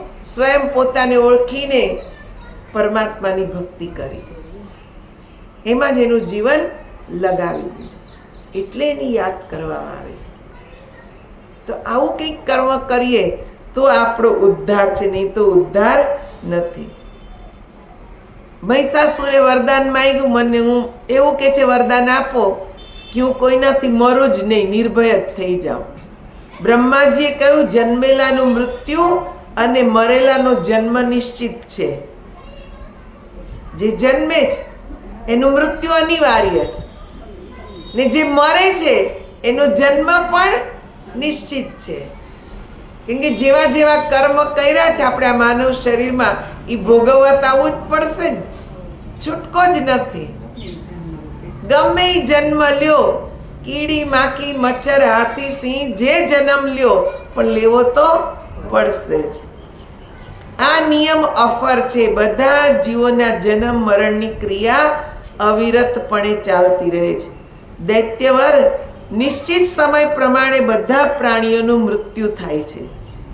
તેથી રાજન, એક મૃત્યુને છોડીને બીજું જે કંઈ તને યોગ્ય લાગે તું માગી લે. આ મૃત્યુ સિવાય તાર જે માગવું એ માગ. એટલે એણે એમ કીધું આ સીધી આંગળીએ તો હવે ઘી નીકળશે નહીં, એને વાંકી કરીએ. મહિષાસુર બોલ્યો, હે પિતામહ, દેવતા, દૈત્ય અને મનુષ્ય આમાંથી કોઈના હાથે મારું મૃત્યુ ન થાય, પરંતુ સ્ત્રીના હાથે મારું મૃત્યુ થાય એવું મને મંજૂર છે. તેનું કારણ એ છે કે પુરુષ તો મને મારી શકશે જ નહીં, અને જે સ્વયં અબળા હોય એ કાંઈ મને મારી શકવાની નથી. સ્ત્રી તો અબળા ગણી, એટલે વરદાન માંગ્યું કે સ્ત્રીના હાથે મને મૃત્યુ આપો. બ્રહ્માજીએ કહી દીધું તથાસ્તુ. હે દૈત્યેન્દ્ર, સારું, ગમે ત્યારે પણ હવે સ્ત્રીના હાથે તારું મૃત્યુ થશે, કોઈ પણ પુરુષના હાથે તું મરીશ નહીં.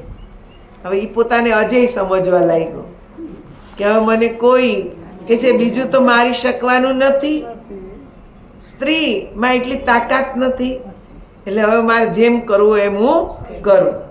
આ પ્રમાણે મહિષાસુરને વરદાન આપી બ્રહ્માજી પ્રસ્થાન કરી ગયા. મહિષાસુર પણ પ્રસન્ન થઈને ઘરે આવ્યો. જન્મેજય રાજા પૂછે છે, મહિષાસુર કોનો પુત્ર હતો? તે મહાબલી દૈત્યની ઉત્પત્તિ કઈ રીતે થઈ? એક મહાન આત્મા હોવા છતાં તેને મહિષ એટલે પાડો, એનું રૂપ કેમ મળ્યું? વ્યાસજી કહે છે, મહારાજ દનુ ના રંભ અને કરંભ નામે જગ પ્રસિદ્ધ બે પુત્ર હતા. બંને દાનવમાં શ્રેષ્ઠ ગણાતા. મહારાજ, તે બંનેને સંતાન ન હતું, તેથી પુત્ર કામનાથી તે બંને તપ કરવા લાગ્યા. ઘણા વર્ષો સુધી તપ કર્યું, ઘણા વર્ષો સુધી પવિત્ર જળમાં રહીને તપ કર્યું. કરંભ જળમાં ડૂબીને કઠણ તપ કરવા લાગ્યો. રંભ ઉત્તમ દૂધવાળા વડના વૃક્ષ નીચે પફ અગ્નિ સાધનામાં લીન હતો. જ્યારે રંભ પફચ્ચા અગ્નિ તપતો હતો ત્યારે સચિપતિ ઇન્દ્ર દુઃખી થઈ આ બંનેની તપસ્યાની જાણકારી મેળવવા પફચ નદ આવ્યા.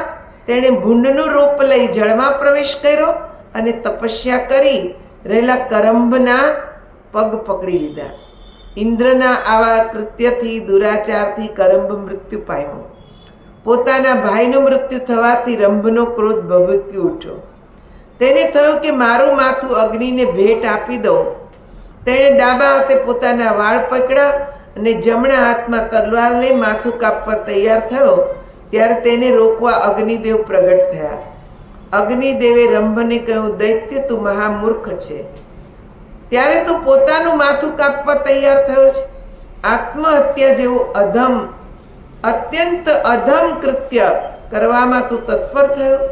તારું કલ્યાણ થાવ. તારી ઈચ્છા હોય તે વરદાન માંગ, પરંતુ તું શરીરનો ત્યાગ કરીશ નહીં. આ પ્રમાણે પ્રાણ ત્યાગ કરવાથી તારું કાર્ય સિદ્ધ થશે. શું કર્યું? રંભે વિચાર કર્યો કે ભાઈ તો મરી ગયો, હવે હું પણ મરી જાઉં. અહીંયા શું કીધું? આત્મહત્યા. અગ્નિદેવ કહે છે કે આત્મહત્યા ક્યારેય કરવી નહીં. આપણે થોડાક મુસીબતમાં આવીએ એટલે આવો ખોટો વિચાર કરીએ છીએ, હે ને? પણ આ વિચાર જ ખરાબ છે. એકવાર જીવ આત્મહત્યા કરે 7 જન્મ સુધી એને એ જ ભોગવવું પડે છે. એવી જ હત્યાથી કમોતે એનું મૃત્યુ થતું હોય છે. પરમાત્માએ જેટલું આપણને આયુષ્ય આપ્યું છે એટલું આપણે કે છે એની ઈચ્છાથી જીવવું જ જોઈએ. ને ગમે તેવી પરિસ્થિતિ આવે એનો સામનો કરવાની તત્પરતા આપણી હોવી જોઈએ. હંમેશા એ યાદ રાખવું કે મુસીબત આવી છે તો સામે એનો તોડ પણ ભગવાને નિર્ધારિત કરેલો છે. એ મુસીબતમાંથી બહાર નીકળવાનો માર્ગ પ્રભુએ ખુલ્લો મૂકેલો જ છે. એ માર્ગ ગોતવાનો છે. પણ હારી જઈ ને આ શરીરનો અંત લાવી દેવો એ મહાપાપ છે. વ્યાસજી કહે છે, અગ્નિદેવની મધુર વાણી સાંભળી રંભે પોતાના કેસ છોડી દીધા ને બોલ્યો, હે દેવેશ, આપ મારા પર પ્રસન્ન હોય તો હું જે ઈચ્છું તે મને વરદાન આપો. મારે ત્રિલોક પર વિજય પ્રાપ્ત કરનાર પુત્ર જોઈએ છે, જેના દ્વારા શત્રુની સેનાનો નાશ થાય. દેવતા, દાનવ અને મનુષ્ય કોઈ પણ મારા આ પુત્રને પરાજિત કરી શકે નહીં. તે પોતાની ઈચ્છા પ્રમાણે રૂપ ધારણ કરી શકે, તેનામાં અપાર બળ હોય, બધા તેના ચરણમાં માથું નમાવે એવો મને પુત્ર આપો. અગ્નિદેવે કહ્યું, રંભ, બહુ સરસ, તારી ઈચ્છા પૂરી થશે. તારી ઈચ્છા મુજબનો તને પુત્ર પ્રાપ્ત થશે. હવે આત્મહત્યાનો વિચાર છોડી દે. અગ્નિદેવે કહ્યું, મહાભાગ, રંભ, જે સુંદર સ્ત્રી પર તારું મન આસક્ત થશે તેના ગર્ભથી આવો મહાન પરાક્રમી પુત્ર ઉત્પન્ન થશે. વ્યાસજી કહે છે, અગ્નિદેવની વાણી ચિત્તને પ્રસન્ન કરનારી હતી. રંભે અગ્નિદેવના ચરણોમાં વંદન કર્યા ને પોતાને ઘેર જવા નીકળી ગયો. રંભનું નિવાસ સ્થાન બધી જ સમૃદ્ધિઓથી ભરપૂર હતું. ત્યાં અનેક યક્ષો હાજર જ હતા. આ રાક્ષસ પશુ વૃત્તિનો તો હતો જ, તેથી કામ ભાવથી એક ભેંસ પર તેની દ્રષ્ટિ પડી. તે સમયે તે ભેંસ માટે પણ ગર્ભ ધારણ કરવાનો સમય અનુકૂળ હતો ને રંભ તેના પર આસક્ત થયો. ભાવિ અત્યંત બળવાન છે. રંભના વીર્યથી તે ભેંસ ગર્ભવતી થઈ. એકવાર કોઈ બીજો પાડો તે ભેંસ પર કામાતુર થઈને તૂટી પડ્યો. ત્યારે તે પાડાને સામે આવીને રંભ મારવા લાગ્યો. તે બળવાન પાડો પણ કામાંધ હતો. તેણે તેના તીક્ષ્ણ શિંગડાથી રંભના હૃદયમાં ગંભીર ઈજા પહોંચાડી. રંભ મૂર્છિત થઈને જમીન પર પડી ગયો ને તેનું મૃત્યુ પામ્યો. તેના સ્વામી રંભના મૃત્યુથી તે બિચારી ભેંસ ત્યાંથી ભાગી ગઈ. તે દોડીને વડના વૃક્ષ નીચે બેઠેલા યક્ષોની શરણમાં ગઈ. તેની પાછળ દોડતો દોડતો તે પાડો પણ ત્યાં આવી પહોંચ્યો. બળના અભિમાનમાં તે ચકચૂર હતો જ. યક્ષોએ જોયું તે ભેંસ અત્યંત દુઃખી થઈ આંખોમાંથી આંસુ સારી રહી હતી. ભયથી તે ધ્રુજતી હતી. તેની પાછળ દોડીને આવી રહેલો પાડો યક્ષોએ જોયો. તેથી ભેંસની રક્ષા કરવા, તે પાડાનો સામનો કરવા યક્ષ તૈયાર થઈ ગયો. તે પાડા સાથે યક્ષોનું યુદ્ધ થયું. યક્ષો બાણની વૃષ્ટિ કરવા લાગ્યા ને તીક્ષ્ણ બાણ વાગવાથી તે પાડો પ્રાણહીન થઈ જમીન પર પડી ગયો. રંભ યક્ષોનો પ્રીતિપાત્ર હતો. યક્ષોએ રંભના મૃતદેહનો અગ્નિ સંસ્કાર કરવા માટે ચિતા પર મૂક્યો. પતિના શરીરને ચિતા પર જોઈને તે ભેંસને સતી થવાનો વિચાર આવ્યો. યક્ષોના રોકવા છતાં તેનો નિશ્ચય બદલાયો નહીં. તે ધગધગતી ચિતામાં ઘૂસી ગઈ ને તેના પ્રિય પતિના શરીરની સાથે ચોંટી ગઈ. તે સમયે ચિતાના મધ્ય ભાગમાંથી મહાબલી મહિષાસુર નીકળ્યો. પુત્ર પર કૃપા કરનારો રંભ પણ બીજું શરીર ધારણ કરીને રક્ત બીજના નામથી ચિતામાંથી નીકળ્યો. આ પ્રમાણે મહિષાસુર અને રક્તબીજ બંનેની ઉત્પત્તિ મહાબલી રંભમાંથી થઈ. ત્યાર પછી મુખ્ય દાનવોએ મહિષાસુરને ત્યાંનો રાજા બનાવ્યો. રાજન મહિષાસુર દેવતાઓ, દાનવો અને મનુષ્યોથી અવધ્ય હતો. મહારાજ, મહાન આત્મા મહિષાસુરનો જન્મ તથા તેને મળેલા વરદાનનો મેં તમને આ પ્રસંગ કહ્યો.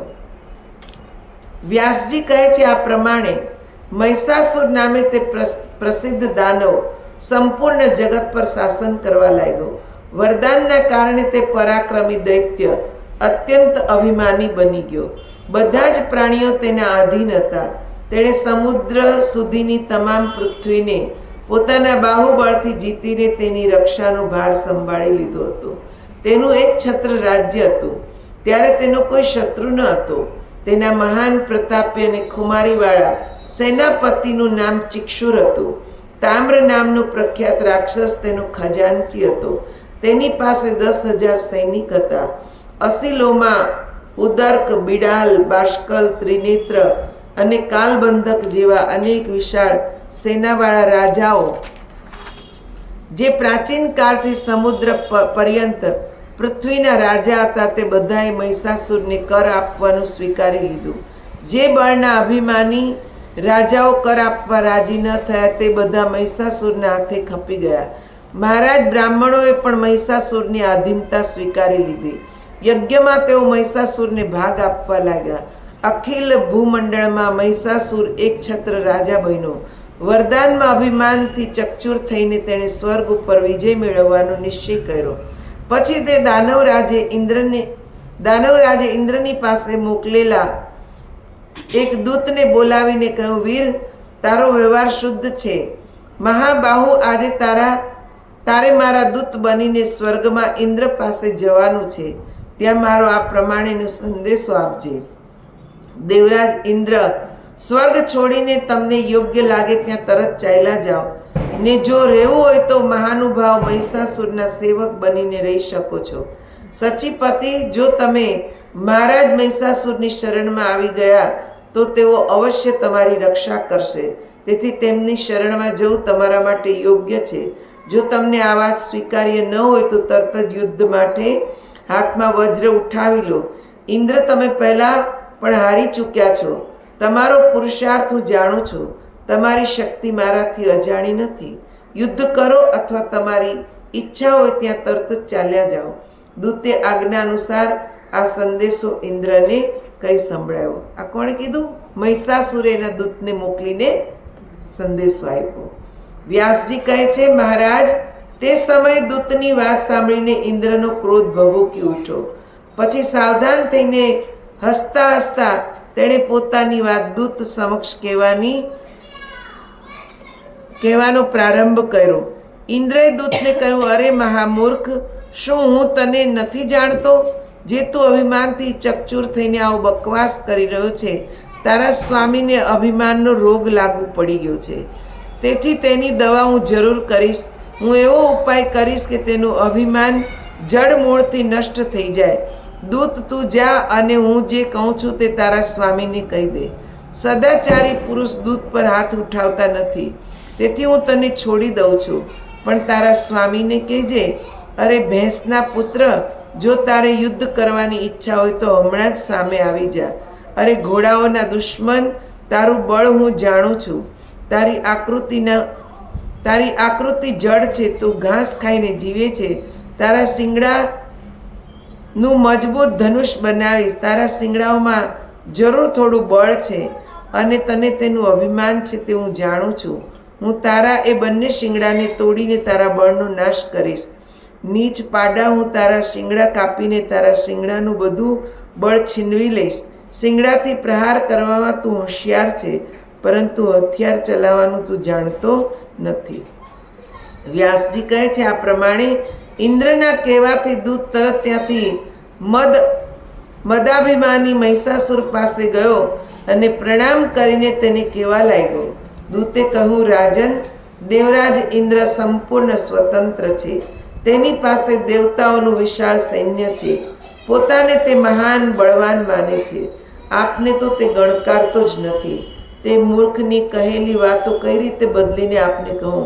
કારણ કે સેવકનું કર્તવ્ય છે કે સ્વામીની સમક્ષ પ્રિય સત્ય કહે. મહારાજ, કલ્યાણની કામનાવાળા દૂતે સ્વામી સમક્ષ સત્ય અને પ્રિય બોલવું જોઈએ. પરંતુ હું માત્ર પ્રિય બોલું તો તે અસત્ય હોવાથી આપનું કાર્ય સાધવામાં બધા અવરોધ ઊભા થશે. ને બીજું, દૂતે ક્યારેય કઠોર શબ્દ કહેવા ન જોઈએ. તેથી હું એવી વાત કહી નહીં શકું. પ્રભુ, એ તો બરાબર જ છે કે શત્રુના મુખેથી અપ્રિય વચન જ નીકળે, પરંતુ તેવી વાત સેવકના મુખેથી કઈ રીતે નીકળે? રાજન, આ વખતે ઇન્દ્રએ જે પ્રકારના તિરસ્કારયુક્ત વચનો કહ્યા છે તેવા વચન મારા મુખેથી કદાપી નીકળી શકે નહીં. અહીંયા એક આપણને જાણવા મળે છે કે જ્યારે આપણે કોઈની મધ્યસ્થતા કરીએ. કોઈ બે વ્યક્તિ વચ્ચે દુશ્મની હોય ને આપણે બંનેને જાણતા હોય ને આપણે ઈચ્છતા હોય કે બંનેની શત્રુતા દૂર થાય, બંને મિત્ર બને, તો આપણે બંનેની પાસે એવા પ્રિય વચન ઉચ્ચારવા જોઈએ કે બંનેનો ક્રોધ શમી જાય, પણ એને ઉશ્કેરવા જોઈએ નહીં. એને કહેવાય દૂત, કે જે બંનેને જેવું કે જે સામેની વ્યક્તિએ કીધું હોય એવા જ શબ્દ ત્યાં જઈને કહી દેવા એવું જરૂરી હોતું નથી. અહીંયા ઇન્દ્ર તો ગમે તેવું બોલ્યા, પણ દૂતે કેટલું કે છે મીઠી ભાષામાં ને સારા શબ્દોમાં એણે વર્ણન કર્યું, પણ અસત્ય બોલ્યા નથી. એણે જે સાચું હતું એ જ કીધું, પણ શું કીધું? પ્રિય શબ્દોમાં. એ સામેનો વ્યક્તિ કદાચ ક્રોધિત હોય તો એનો ક્રોધ શમી જાય. વ્યાસજી કહે છે દૂતની વાતમાં રહસ્ય છુપાયેલું છે. તે સાંભળીને મહિષાસુરનું આખું શરીર ક્રોધથી ધ્રુજી ઉઠ્યું, આંખો લાલ થઈ ગઈ. તે દૈત્યને બોલાવીને કહેવા લાગ્યો, મહાભાગ, પેલો દૈત્ય દેવરાજ યુદ્ધ કરવા ઈચ્છે છે. તમે લોકો યુદ્ધ કરીને તે નીચ શત્રુને પરાજિત કરી દો. મારી સામે બીજો શૂરવીર કેવડાવનાર તે કોણ છે? ઇન્દ્ર જેવા કરોડો વીર હોય છતાં કોઈની પરવા નથી. પછી આ તો એક ઇન્દ્રથી મને શો ભય હોઈ શકે? આજે હું તેને કોઈ રીતે જીવતો છોડીશ નહીં.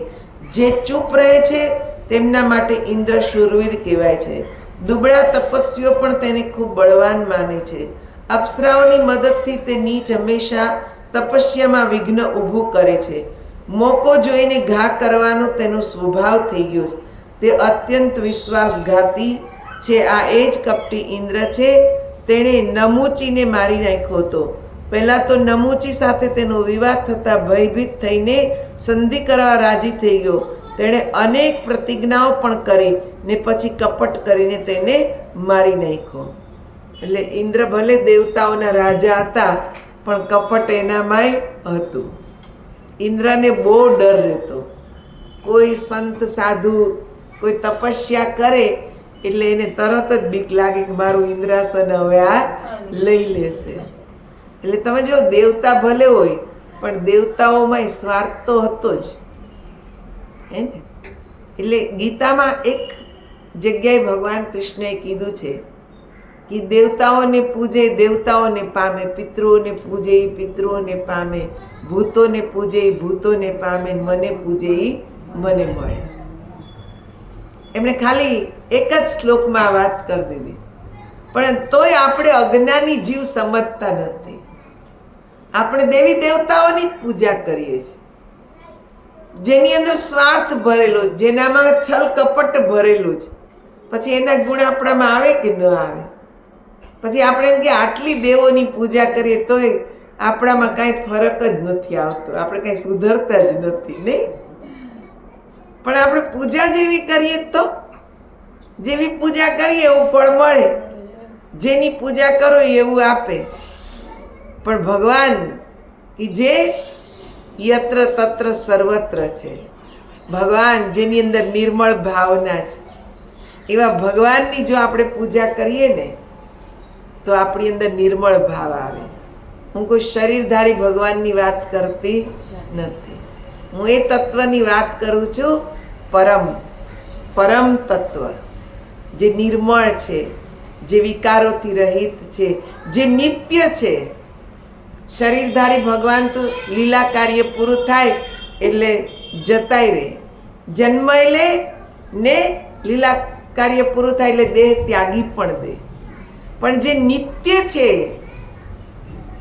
હે ને, એ ક્યારેય કે છે આ જગતનો વિનાશ થઈ જાય પણ એનો વિનાશ થતો નથી.